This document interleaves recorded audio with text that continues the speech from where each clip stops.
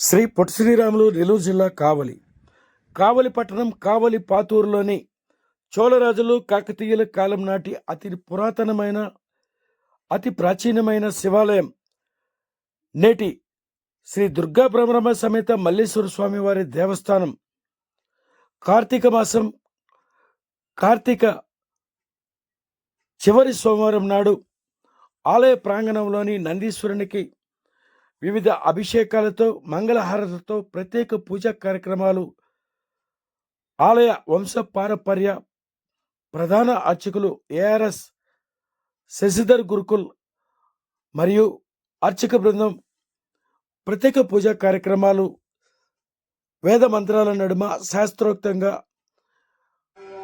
అనాది ఆచారాలతో ప్రత్యేక పూజా కార్యక్రమాలు నిర్వహించారు.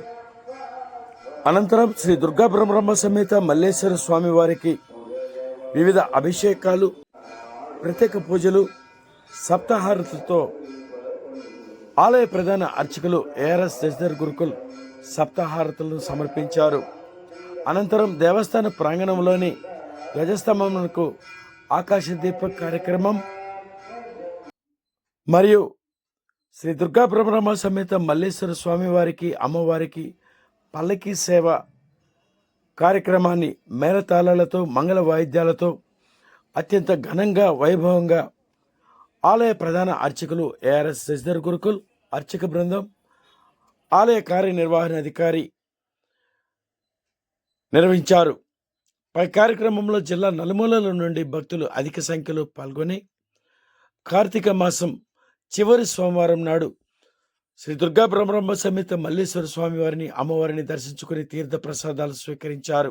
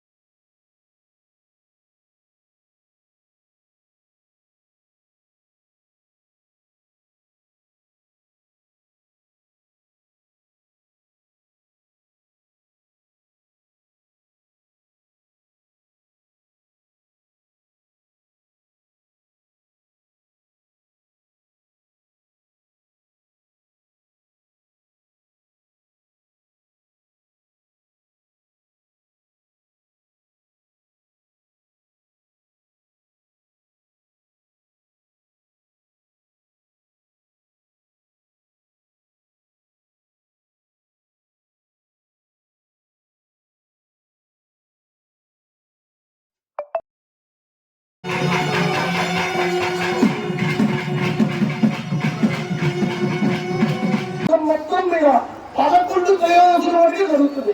ఇంకో త్రయోదశి ఎందులో ఆడుకుందంటే బ్రహ్మోత్సవాలు జరుగుతాయి కదా, ఆ యొక్క బ్రహ్మోత్సవాల యొక్క కార్యక్రమం మనం చేయలేము కాబట్టి దానివల్ల ఆ యొక్క కార్యక్రమాన్ని మటుకు ఆపి చేస్తారు. మిగిలినటువంటి ప్రతి త్రయోదశికి లోపలి అభిషేకం చేసి అలంకారం చేసి పెట్టున్నారు. ఆ నందీశ్వరుడికి మరియు ఈశ్వరుడికి జరుగుతుంది.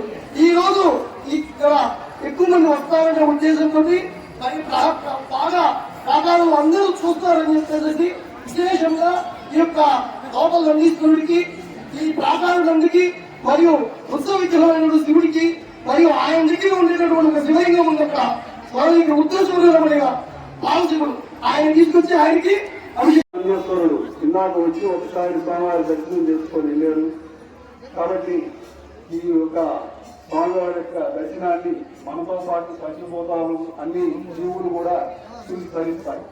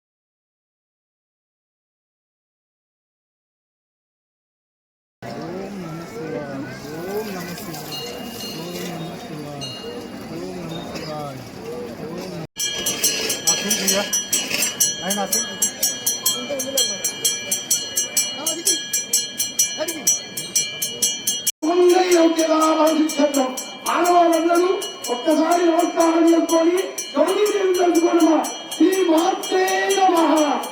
ఓం శ్రీ మాత్రే నమః. ఓం శ్రీ మాత్రే నమః.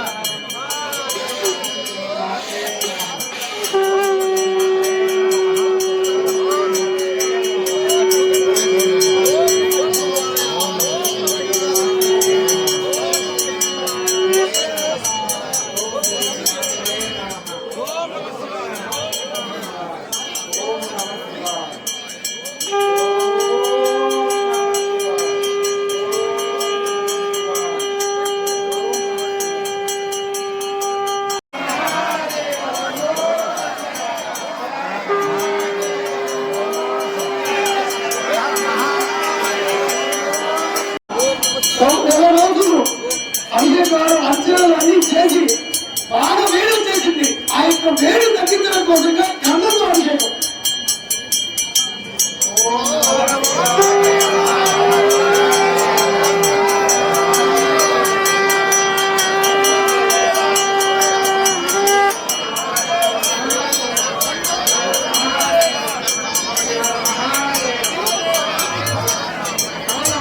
ఇక్కడ కావలి శివాలయంలో ఈశ్వరుడు అభిషేకము మరియు అలంకార ప్రియుడండి. ఆయన ఎంత అలంకారం చేయించుకున్నాడంటే మా జాత అంత బాగా చేయించుకున్నాడు ఆయన. అందువల్ల ఈ ఈశ్వరుడు కావలి శివాలయంలో ఉన్నటువంటి ఈశ్వరుడు అలంకార ప్రియుడు మరియు అభిషేక ప్రియుడు.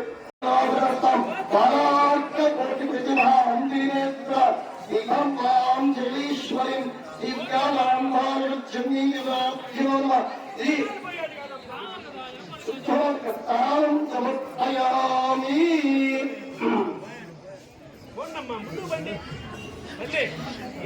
నందీశ్వరుడు యొక్క పాదాలు 4 వేదాల పాదాలను. ఆయన ధర్మ రక్షకుడు. ఆయన యొక్క పాదాలంతా ధర్మంతో నిండి ఉంటాయి. యొక్క నందీశ్వరుడు యొక్క పాదాలు వేద పాదాలు. 4 వేదాలు ఆయన యొక్క పాదాలు. ఆయన యొక్క శరీరంపై సకల దేవతలు ఉన్నారు. అది కాకుండా ఈశ్వరుడి యొక్క వాహనం అది.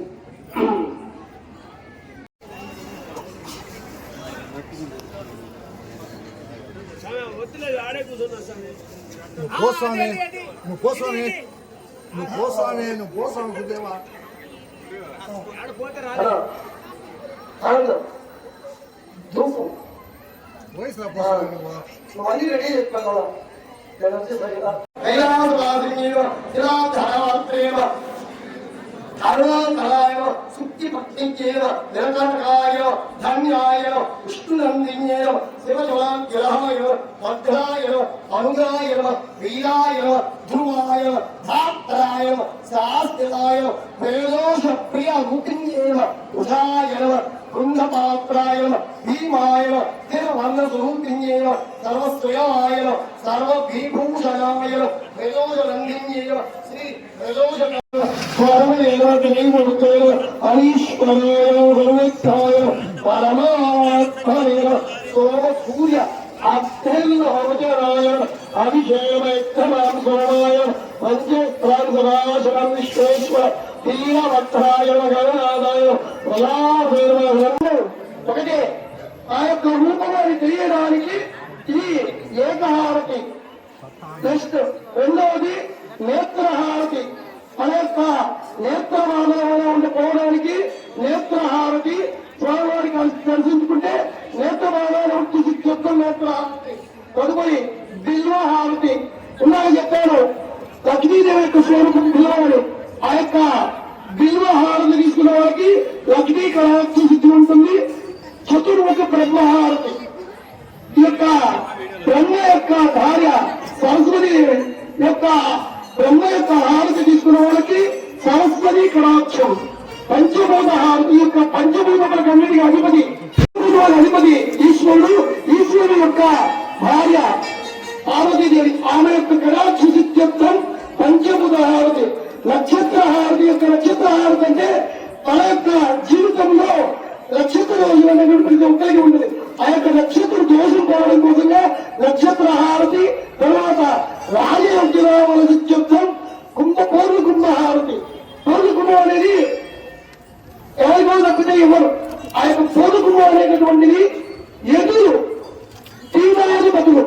వాళ్ళకి మరియు దేశాన్ని పరిపాలించేటటువంటి ప్రధానమంత్రికి, రాష్ట్రాన్ని పరిపాలించేటటువంటి రాష్ట్రపతికి మరియు పొడుగు ముందుతారు. ఆ యొక్క అధికార లక్షణాలు ఉన్న వాళ్ళకి ఈ యొక్క హారతి తీసుకున్నందువల్ల వాళ్ళకి ఆ యొక్క కటాక్షం లభిస్తుంది, రాజ్యాధికారం సిద్ధిస్తుంది. అది తదుపరి గురువు ఉంటుంది. తరువాత మహాకర్పూర హారతి, మంత్రపుష్పం, తదుపరి పల్లకి సేవ, ఆ తర్వాత తీర్థోపసారాల వినియోగం ఉంటాయి. ఇవి తీసుకొని భక్తులు ఇంతసేపు ఓర్పుగా